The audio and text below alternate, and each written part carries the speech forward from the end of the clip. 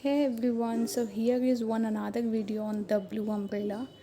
इसमें आज हम अबाउट रस्किन बॉन्ड पढ़ेंगे, फिर स्टोरी का या प्लॉट या फिर समरी देखेंगे ओवरऑल मतलब नॉवल का। तो लेट्स सी कि अब इसमें आगे क्या है। पहले रस्किन बॉन्ड के बारे में पढ़ लेते हैं। इसकी कुछ स्टोरी तो मैं ऑलरेडी बता चुकी हूँ, प्रीवियस वीडियोस आप देख लीजिएगा।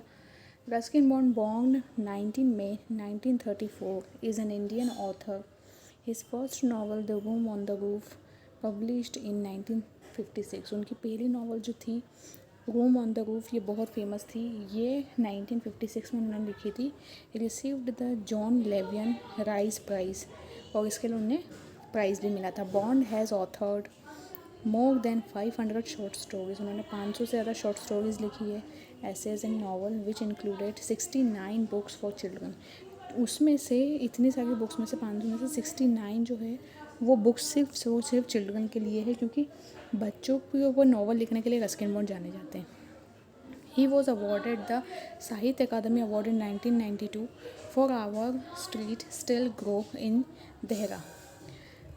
ही was awarded the Padma Shri in 1999 and Padma Bhushan in 2014। तो ये उनका ओवरव्यू है। अब आप इसमें ये समझ जाइए कि रस्किन बॉन्ड छोटे मोटे राइटर नहीं थे, बहुत बड़े राइटर थे। 500 से ज़्यादा उन्होंने शॉर्ट स्टोरीज एसेज वगैरह लिख लिए हैं नॉवेल्स, उसमें से 69 उन्होंने चिल्ड्रन पे लिखी। ये बात ध्यान रखने वाली है इसमें। अब आते हैं प्लॉट समरी पे। Binya's fascination with the blue umbrella. यहीं से स्टार्टिंग है कि बिन्या किस तरह से फैसिनेट होती है। लास्ट के 2 वीडियोस में हमने ये समझ लिया है कि स्टोरी का ओवरव्यू देखा था, स्टोरी के कैरेक्टर्स डिस्कस कर लिए थे। बिन्या का किस तरह का फैसिनेशन मतलब उसका अट्रैक्शन है ब्लू अम्ब्रेला की तरफ। और एक पढ़ेंगे राम भरोसा ऑब्सेशन, राम भरोसे का ऑब्सेशन। पहले बिन्या का फैसिनेशन देखते हैं with the blue umbrella. The novella opens with Binyas searching for her cows in the hills when she stumbles upon a group of पिकनिकर्स। अब क्या होता है कि वो ना एक मतलब बिन्या जो है वो अपने searching for the cows in the hills, अपनी जो गाय वगैरह हैं उनको ढूंढ रही हैं। When she stumbles upon the group of the picnickers, मतलब वो एकदम से किस पे नज़र पड़ती है, ग्रुप ऑफ पिकनिकर्स पे, पिकनिक मनाने आए हुए लोगों पे उसकी नज़र पड़ती है। क्योंकि ऑब्वियसली बिन्या जो है वो हिल साइड रहती है, और हिल साइड एरिया ही और इस तरह की एरिया पहाड़ों वाली जो जगह होती है वो मतलब टूरिस्ट प्लेस होती है। तो पिकनिक मनाने आए कुछ लोग। Among them is a woman carrying a stunning blue umbrella. उनके बीच में से एक वूमन है, एक औरत है जिसने एक स्टनिंग मतलब बहुत ही खूबसूरत एक ब्लू अम्ब्रेला लिया हुआ है। दैट कैप्टिवेट्स बिन्या, जिसको जो कि बिन्या को तुरंत अट्रैक्ट कर लेता है। वो जो ब्लू अम्ब्रेला है मतलब बिन्या उससे अट्रैक्ट होती है कि कितना सुंदर अम्ब्रेला है। The umbrella symbolises beauty and Joy. अब आप इस बात को ध्यान रखना, कई बार पूछा जाता है एग्जाम में कि ब्लू अम्ब्रेला, पूरी जो नावल है the blue umbrella written by Ruskin Bond, उसमें ब्लू अम्ब्रेला किसको सिम्बलाइज़ करता है, तो वो ब्यूटी एंड जॉय को सिम्बलाइज़ करता है। Contrasting sharply with Binya's modest life, और इसका जस्ट अपोजिट उसकी किस चीज़ से है, मॉडेस्ट लाइफ से उसका कंपैरिजन बताया। Overwhelmed by her desire for the umbrella she decides to trade her most prized possession a leopard claw pendant for it. अब क्या करती है बिन्या, इसमें लालच आ जाता है उसके मन में, वो सोचती है कि मैं इसको कैसे भी खरीद लूँ। तो वो ना उसके पास में एक सबसे मोस्ट प्राइज्ड पोजीशन है, मतलब बिन्या के पास में एक चीज़ है जो कि सबसे ज़्यादा कॉस्टली है, और वो एक ही चीज़ है, वो है लेपर्ड क्लॉ पेंडेंट। मतलब ऐसा लेपर्ड का मतलब पंजा बना हुआ, जो चीता होता है उसका पंजा बना हुआ, उसका हाथ बना हुआ एक पेंडेंट है, तो वो उसके लिए देना चाहती है अम्ब्रेला लेने के लिए। Once she acquires the blue umbrella, बिन्या carries it everywhere she goes। अब वो उसको एक्वायर तो कर लेती है, मतलब ले लेती है उस अम्ब्रेला को, अब वो सब जगह घूमती है उसको ले लेके। Showcasing it proudly for her to her friends and family, वो सबको दिखाती है, फ्रेंड्स को, फैमिली को, सबको दिखाने लग जाती है। The villagers admire her new position, और सब उसका एडमायर भी करते हैं कि कितना सुंदर अम्ब्रेला लाई है।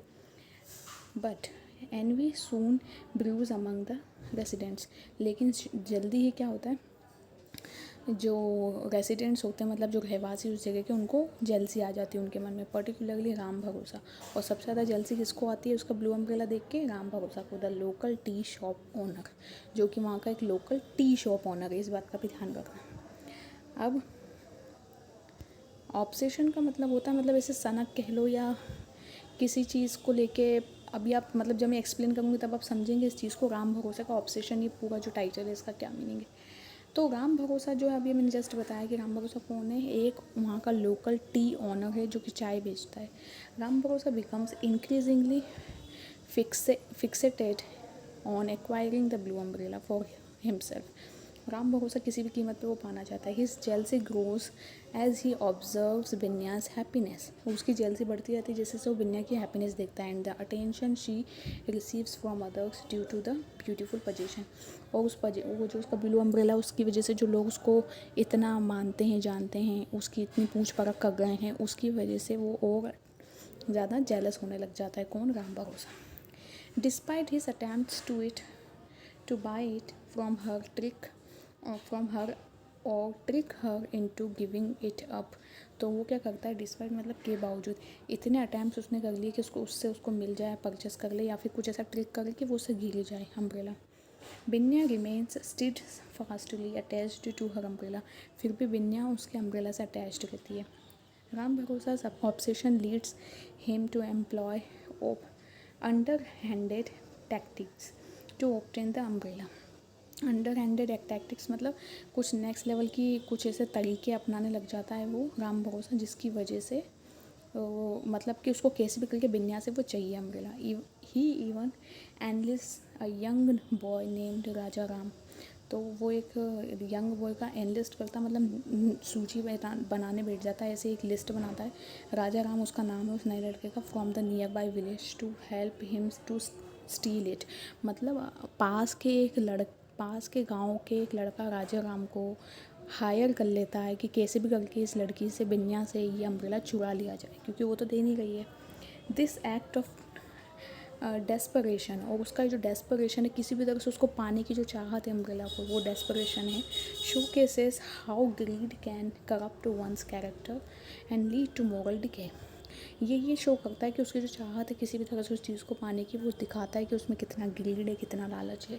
कैन करप्ट वंस कैरेक्टर, जो ग्रीड और लालच होता है वो किसी भी तरह से इंसान को, उसके कैरेक्टर को करप्ट कर देता है, मतलब ख़राब कर देता है, भ्रष्टाचारित कर देता है. और मोरल डिके होता है. मोरल डिके मतलब नैतिक पतन हो जाता है उस इंसान का.